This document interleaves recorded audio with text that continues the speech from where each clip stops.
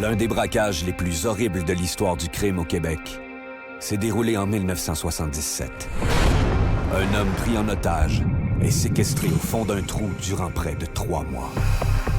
Ce fut 82 jours d'angoisse pour cet employé de banque, nommé Charles Marion.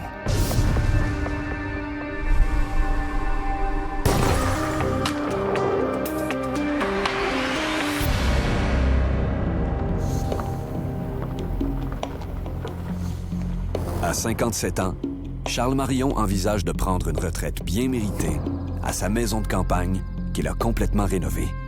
Mon père avait trouvé cette vieille maison de ferme abandonnée dans une petite municipalité qui s'appelle Stoke, tout près de Sherbrooke. Finalement, c'est devenu le refuge de la famille pour la fin de semaine et souvent durant les vacances. Mon père avait trouvé le nom de Mon Repos. Je sais pas où il était allé chercher ça, mais c'était tellement approprié. Là, quand on arrivait là, on était déjà dans un autre monde. C'était magique, vraiment. Le 6 août 1977 coïncidait avec la fin du plus gros travail que mon père avait fait sur ce terrain-là, puis il voulait fêter ça ce week-end-là. Il est arrivé avec son assistante, Aline Yargeau, pour lui montrer ça. Ma mère était partie à des noces dans sa famille et devait revenir là, plus tard ce soir-là. Après lui avoir montré les quelques changements près du chalet principal, Charles emmène Aline vers une petite maisonnette qu'il a convertie en chalet d'invités. Et là, c'est en sortant de cette petite maisonnette qu'ils sont tombés face à face avec 2 hommes qui sont cagoulés et armés et qui leur intiment l'ordre de ne pas bouger, que c'est un hold-up. L'un de ces hommes s'appelle Michel de Varenne, 38 ans. C'est un multirécidiviste qui s'est évadé de la prison d'Orsainville il y a quelques années. Son complice, âgé d'environ 50 ans, s'appelle René Chalifou. Alors, ils ont attaché mon père les bras derrière le dos. Ils lui ont mis une tête d'oreiller sur la tête. Et ils ont attaché Aline Yargeau de la même façon, mais autour du bol de toilette. Et on dit à Aline, pour la calmer, ne crie pas. Ne crie pas. Écoute, on le ramène dans 1 heure à peu près, sain et sauf. Ben, c'est pas comme ça que ça s'est passé. Et là, il s'empare de Charles Marion. Il le place dans sa propre camionnette, sur le plancher, face contre terre, ligoté. Et un des braqueurs s'installe au volant de la camionnette et on part comme ça, dans la nuit des cantons de l'Est. Ce kidnapping audacieux se prépare depuis très longtemps. Les ravisseurs ont commencé à faire, évidemment, une certaine filature pour connaître ses habitudes de vie, se sont rendus sur les lieux et ils ont pu, comme ça, préparer vraiment leur coup sur le terrain. Le 11e rang de Stoke, où Charles Marion avait justement sa villa Mon-Repos, eh bien, il n'y a pas beaucoup d'habitants, là. Hein? C'est vaste. C'est un environnement extrêmement calme parce que les voisins sont extrêmement loin. La fin de semaine avant l'enlèvement de Charles Marion, son fils Pierre est venu passer quelques jours au chalet avec son épouse et ses 2 jeunes enfants. Et on a su par la suite que les ravisseurs étaient cachés dans le jardin à surveiller parce que le rapt avait été prévu pour ce week-end-là. Ils ont même pensé à enlever les enfants au lieu d'enlever mon père. Les enfants sont allés jouer tout près d'eux autres. Les braqueurs ont finalement attendu au 6 août 1977 pour faire leur coup. Charles Marion, enfermé dans son propre camion, ne sait pas où ses ravisseurs l'entraînent. Après 45 minutes, la camionnette s'arrête enfin et l'otage est trimballé à travers un boisé. De Varenne et Chalifou finissent par le ligoter autour d'un arbre. Ils lui ont mis du ruban adhésif sur la bouche et l'ont laissé là pour une période d'à peu près 2 heures. Alors là, il commençait à trouver le temps long. Puis là, il se dit, s'il arrive un accident, ces gars-là, s'il arrive quoi que ce soit, moi, je vais pourrir autour de cet arbre-là. Alors là, il a vraiment travaillé pour essayer de se libérer les mains, les pieds, puis la bouche aussi. Puis à un moment donné, à force de salive et d'effort, il a réussi à ouvrir un petit morceau. Et là, il s'est mis à crier. Puis il a crié, puis il a crié, puis il a crié. Comme il entend des bruits de pas au loin, Charles Marion crie encore plus fort. Malheureusement, ce sont les braqueurs qui reviennent après une longue absence. Un troisième homme s'est joint aux autres et il exprime sa colère. Charles n'a pas respecté la consigne de se taire. À un moment donné, il a entendu des gros mots là, qui venaient de la bouche de quelqu'un qu'il connaissait pas. C'était pas la même voix que quand il a été enlevé. Là. Il dit là, on t'avait dit de rester tranquille puis de rien dire, pas crier. Puis il dit là, il dit, ça commence pas bien notre relation. Là. Puis tu vas voir que tu vas le regretter si tu fais pas ce qu'on te dit. Et c'est là qu'entre en jeu Claude Valence. À partir de ce moment-là, Charles Marion va commencer à parler du boss. Claude Valence est un homme dont on ne sait pas grand-chose. Il habite la région, il aurait été garde-chasse et il aurait été arrêté pour braconnage. Il connaît bien la forêt. C'est une tête forte et il n'a pas peur de la violence. L'arrivée de Valence déclenche la phase 2 de l'opération. Et là, ils sont partis. Puis on dit là, on va se rendre jusqu'à... Puis il me semble qu'il avait dit qu'il avait appelé ça son hôtel. Ça va à ton hôtel. Et là, son véritable calvaire à Charles Marion va commencer. C'est sa descente aux enfers qui va durer 82 jours.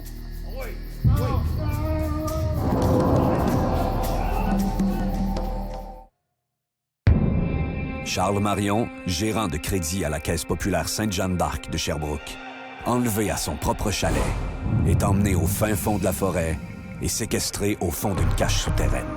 Alors là, ils ont dit une chose qu'on est obligé de faire, c'est de t'attacher. Pour commencer, on va t'attacher avec une chaîne au cou, une chaîne à la taille, puis une chaîne à une cheville. Charles Marion était détenu ou enfin retenu dans des conditions exécrables. Ce qu'il y avait dans la cache, une chaudière utilité, un matelas, des chandelles et puis de la vermine. Cette cache souterraine, le plancher est en ciment. Les murs sont en vieux bois rugueux. Le plafond est retenu par des rondins de bois. C'est un endroit idéal pour cacher quelqu'un qu'on vient de prendre en otage. La cache souterraine était quasi impossible à trouver. Elle était située près du village de Gould en Estrie, à environ 45 minutes du chalet des Marion. Elle était construite sur des terres à vocation forestière peu fréquentées. Évidemment, elle était quasiment introuvable. Moi, je sais, pour avoir marché dessus, ne pas la trouver. Tellement la nature avait pu faire justement son œuvre. Charles Marion aurait pu hurler, crier, faire n'importe quoi. Jamais on n'aurait pu l'entendre.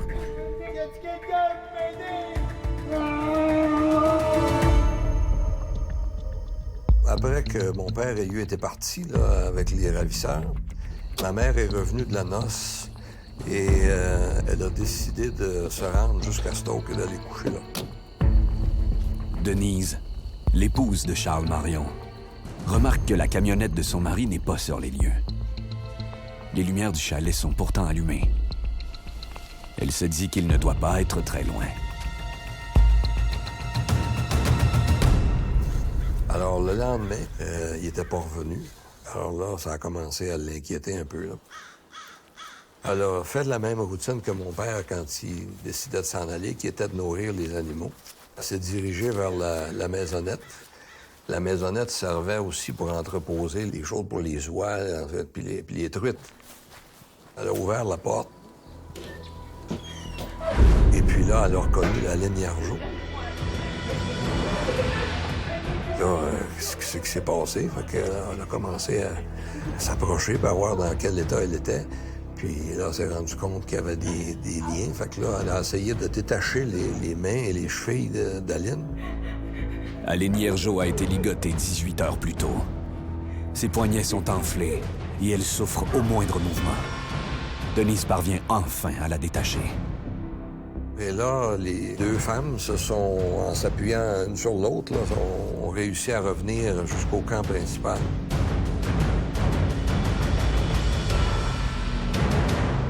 On va se rendre compte qu'il s'agit d'une prise d'otage parce que, dès le lundi matin, dans la boîte des dépôts de nuit de la Caisse populaire Sainte-Jeanne d'Arc de Sherbrooke, on va découvrir un communiqué signé, évidemment, de la main des ravisseurs, disant qu'ils ont kidnappé le gérant de crédit de la Caisse populaire, Charles Marion, et qu'en retour, on exige pour sa libération la somme de 1 million de dollars. Ils vont payer. Ils ne paieront pas! Moi, j'ai su par la suite que payer des rançons par des corps publics au Québec, le gouvernement avait déjà établi une politique à l'effet que ça se ferait pas. Si la police avait la chance de s'en mêler, il n'y aurait jamais de rançon qui serait payée par des corps publics. Alors, ça marchera pas, c'est foutu d'avance. La famille Marion n'est pas au bout de ses peines. À un moment donné, on a retrouvé la fameuse camionnette appartenant à Charles Marion près de l'aéroport de Sherbrooke. Ce qui a fait douter à ce moment-là, et dans la population et du côté policier, que peut-être que l'homme a orchestré son propre enlèvement. C'était complètement farfelu. Là, on se disait, écoute, s'il travaille sur ces hypothèses-là depuis le début, là, ça veut dire qu'il faut y pas avoir de place, là. Ça avait tellement pas de bon sens de travailler sur des hypothèses de même.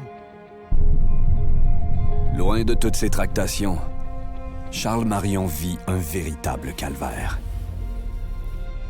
Le temps s'étire et l'homme commence à perdre espoir au fond du trou où on le garde prisonnier. Il ne voit jamais la lumière du jour et vit dans des conditions d'insalubrité insoutenables.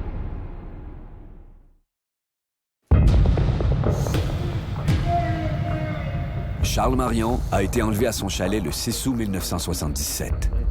Le 8 août, sa famille apprend qu'un communiqué a été déposé à la caisse où il travaillait.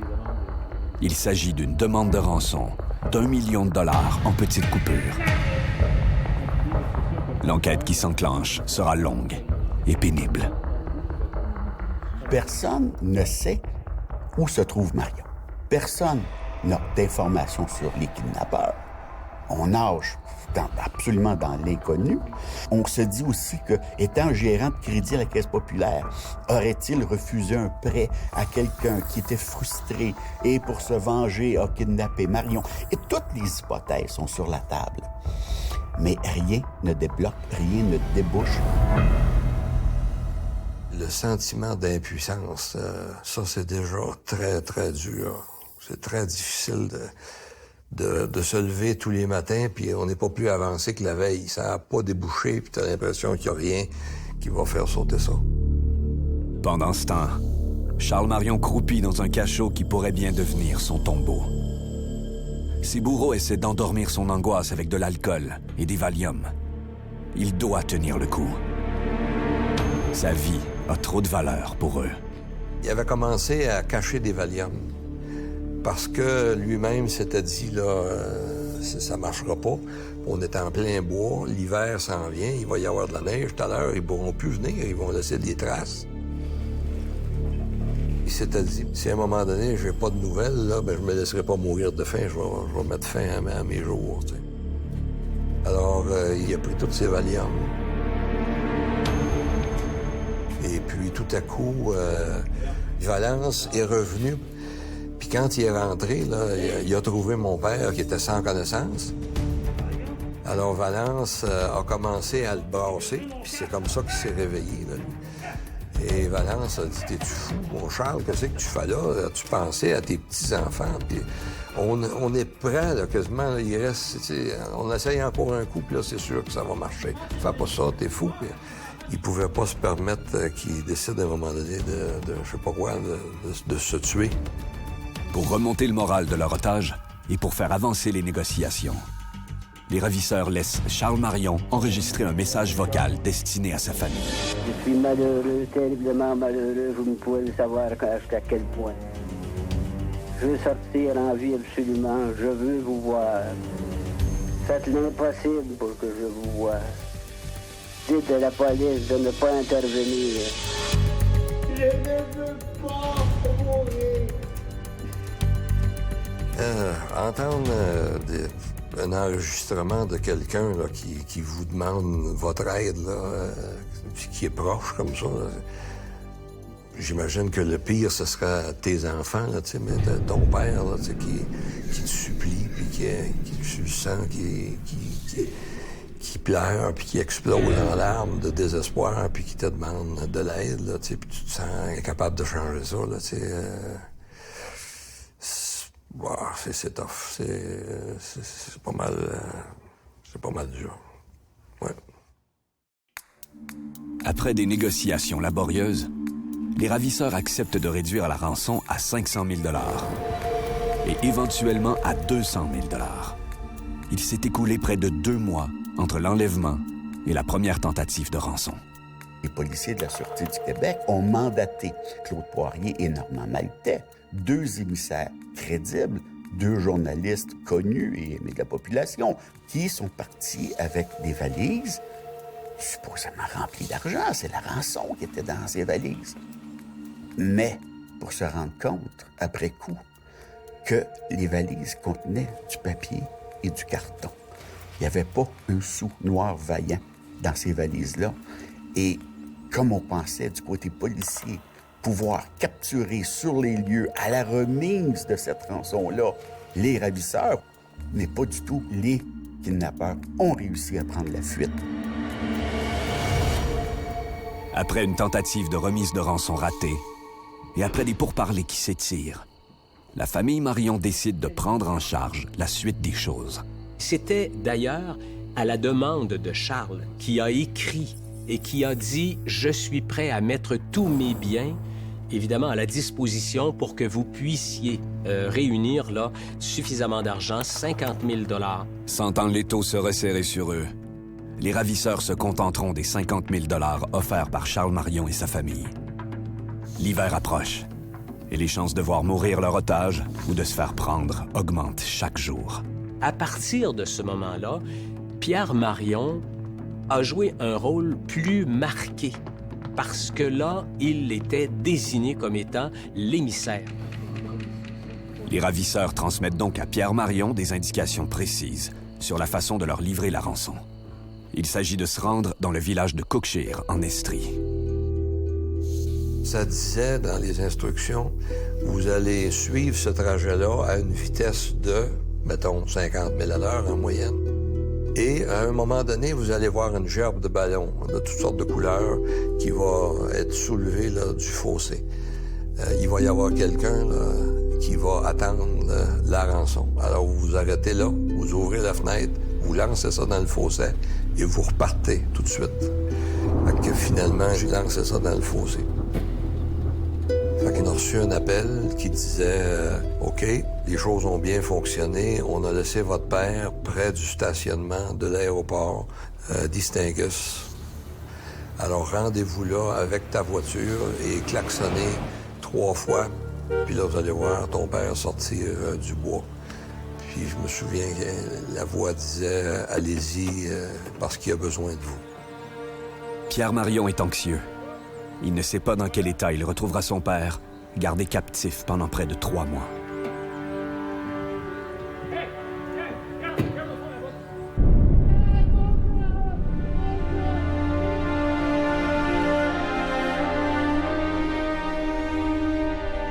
C'était, je sais pas, c'était très émotionnant, mais en même temps, c'était comme si, tu sais, là, au moins, on l'a, là, tu sais, entre les mains, là, tu sais, puis il est vivant, je le sentais qui tremblait dans mes bras, là, tu sais, puis il criait, puis il appelait la Sainte Vierge, puis il disait, si tu savais, mon Pierre, j'étais 3 mois dans un trou dans la terre.